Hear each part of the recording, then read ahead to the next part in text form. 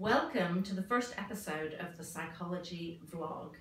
My name is Ali Pike and I am the Director for Teaching and Learning in Psychology. And I have with me today Layla Davis. She's a current second year student, and Judy Luxmore in her final year. For this first episode, we are talking about assessment and feedback. What are the marking criteria and where do I find it? I'll start with where do I find it. On all of your Study Direct sites, if you scroll down to the bottom of the page, on the in the left-hand corner are a block of useful resources, and you'll find a link there to all of the assessment criteria. And there are separate criteria for lab reports, for essays, for exam answers. The marking criteria let you know what the characteristics are for a first class mark, a 2-1, a 2-2, etc. So it's a good idea to have a look at those so that you can see what your markers are looking for in your work. And who marks my work? Well, it varies by year and by the type of assessment. So in first and second year, your coursework will be marked by associate tutors. These are PhD students who run your lab classes and your seminars. For final year work, that's almost entirely marked by faculty leading on the options. And it's also the case that exams in first, second and final year are all marked by faculty. What will the feedback look like? Well, we're starting something new this year. So a lot of your feedback is going to be in a standardized form. So we've created rubrics so that you can see for an aspect such as critical evaluation, is my work of first class caliber, 2-1, 2-2, third, etc. What about my writing style? And then again, you'll be able to see whether your work in that aspect is first class quality, 2-1, 2-2, structure. So there are different aspects, and then you will get standardized feedback based on the marking criteria so that you can see where your work is very, very good, what aspects you might need to improve on, and that also shows you exactly how the marking corresponds to the marking criteria. Okay, so we've sort of pulled the marking criteria out, and so that you'll be able to see how your work corresponds to that.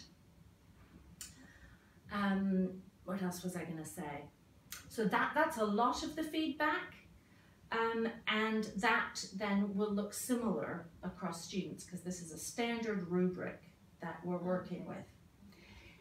What the rubric doesn't do is it doesn't just generate a mark. So it's qualitative feedback. It's to give you a flavor, but it's not as though we just create a mean from that rubric. And will there be any personal feedback?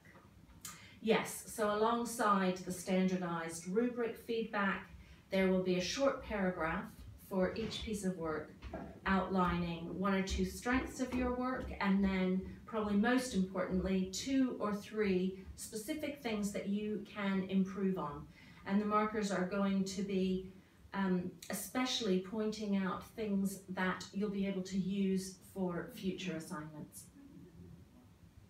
Has it always been this way?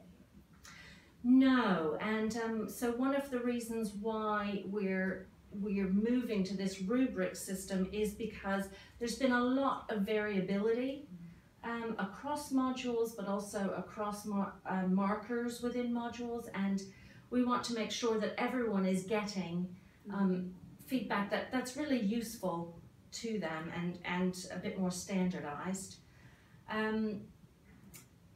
So yes, this is the pilot year, and we're going to really look forward to seeing what students think.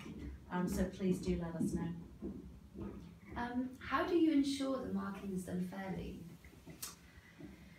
There's a variety of steps we go through to ensure fairness. Probably the most important thing in our first and second year core modules especially, as you know, there are multiple markers. If we didn't use multiple markers, you know, one person marking 300 lab reports, you wouldn't get your feedback for a year. That wouldn't do you any favors.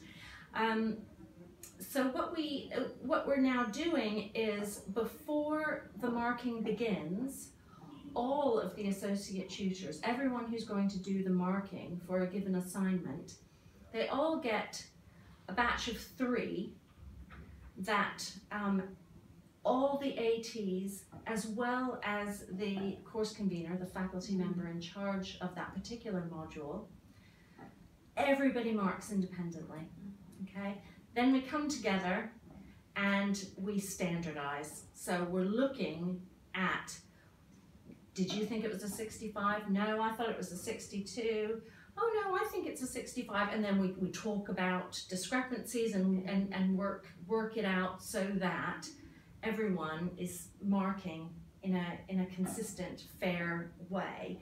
We're also looking there at what sort of feedback we've all been given to make sure that we're all getting the right tone of feedback, to make sure that the feedback is useful and relatively consistent. So that's the main way in which we ensure that marking's done fairly. And then there's a few more checks that happen. So whilst the associate tutors are doing that marking, the module convener is checking on that marking as they go, doing sort of spot checks, making sure that the feedback looks appropriate and that that someone isn't sort of straying off and giving really high marks or even worse, really low marks. It's the module convener that needs to sign off once all marks are in. Yes, I've looked across the piece and I can say with certainty that this marking has been done appropriately. So that's the moderation procedure. You'd think that was it, but no. Then at the end of the year, we have exam boards. And exam boards look across all of the modules and check, you know, are there any pieces of coursework that really look out of line, either with other modules or historically, when this module's been taught before, is there something up? And once in a blue moon, it means that we might raise a whole set of marks up a bit. That's all I've ever seen. I've never seen marks be lowered, but potentially that could happen. It's very rare. And our external examiners who come and look at all of your work, what we're teaching you, and they also check on our marking. And I'm happy to say that certainly for the last several years, their feedback has been that the marking procedures are accurate, excellent, robust.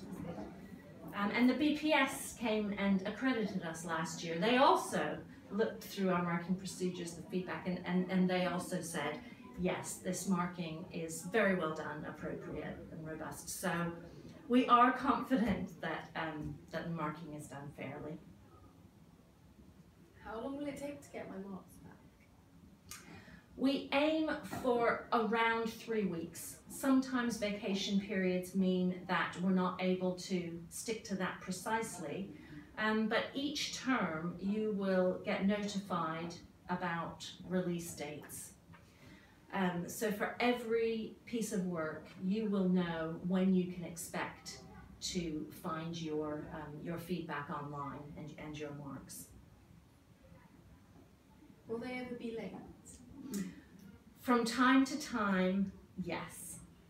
Now you will know as students that if your work is late, it will be penalized unless you have exceptional circumstances. We use that same guideline of exceptional circumstances. So the only time when your work would be late is if one of your markers, say, has a death in the family or a serious illness, something unforeseen and critical, which means that they're not able to get that marking back to you in time. And we would always let you know that. What do I do if I don't understand my feedback? Great question. The first thing to do is to ask the person who marked it directly. So you may not always know who that is, but if the module has seminars, or if that module is a final year module and you know who the lecturer has been, then you would go directly to that person. If you're not sure who marked the work, go ahead and email the module convener, with your name, can you let me know who has marked my work so that I can get further feedback.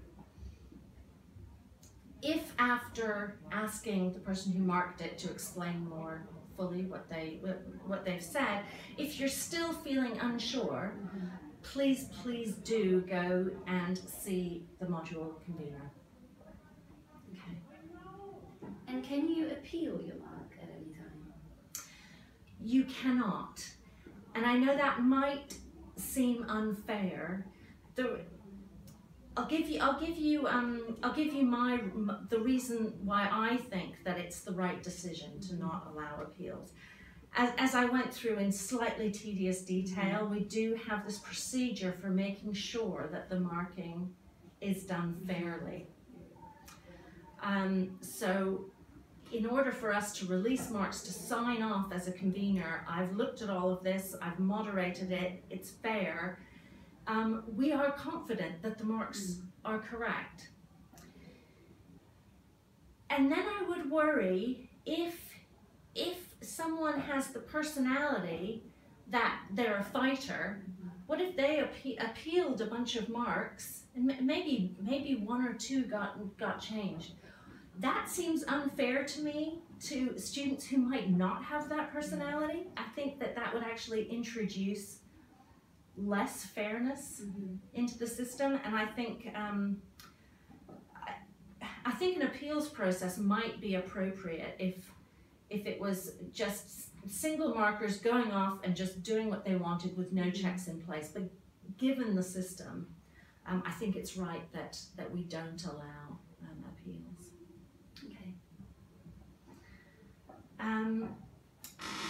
So that's what we have for you today. I hope that was useful. If you have any additional questions about assessment and feedback, please leave a comment below the video, or feel free to email me at alisonp@sussex.ac.uk. Okay, that's it for today. Bye.